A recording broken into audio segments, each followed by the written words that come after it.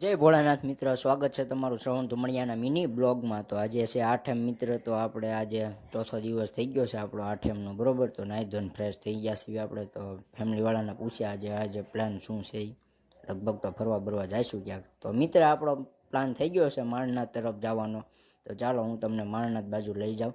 તો મિત્ર આપણે નીકળી ગયા છે બાકાજીકી બોલાવતા. તો ચાલો માળનાથ તરફ મળીએ. તો મિત્ર આપણે વ્યૂ આવી ગયા છે એ જોતા તમે જોવો ખાલી.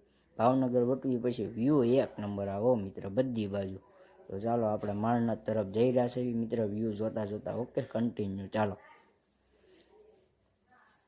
તો આપણે માળનાથના રસ્તે આવી ગયા છે, ગાડી આપણે આ મૂકી દીધી છે મિત્ર. તો હવે આપણે પાછા જઈએ માળનાથ તરફ. પહેલાં આપણે મહાદેવના દર્શન કરી નાખશું મિત્ર, પછી જઈએ આપણે ઉપર ડુંગરા ઉપર.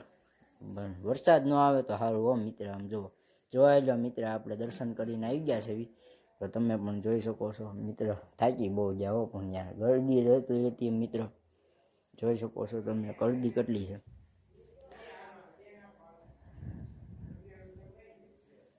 તો જય ભોળાનાથ મિત્ર, આપણે આવી ગયા છે એ પાછા ઉપર. થાકી બહુ ગયા હો મિત્ર કસમથી. જોઈ શકો છો પણ વ્યૂ જોવો તમે ખાલી એક નંબર હો ભાઈ. માળનાથ તો માળનાથ છે યાર, જોઈ શકો છો તમે. પવન ચક્કીના પંખા ફાસ થઈ ગયા હો. પણ જોઈ લો એમ મિત્ર, થાકી બહુ ગયા હો. પણ હાલો ચાલો હવે નીચે જઈને પાછો તમને મળું. તો મિત્ર આવી ગયા છે આપણે નીચે, ને ઠંડુ પી લીધું છે, ગરમી થઈ ગઈ હતી. તો ચાલો ઘર તરફ આપણે વ્યૂ જોતા જઈએ છીએ. તો ચાલો મિત્ર, હવે ઘરે આપણે આવી ગયા છીએ. તો હવે તમને આવતીકાલે મળીએ મિત્ર. તો ફોલો બોલો કરતા જજો અને લાઈક સબસ્ક્રાઈબ કરતા જજો મિત્ર.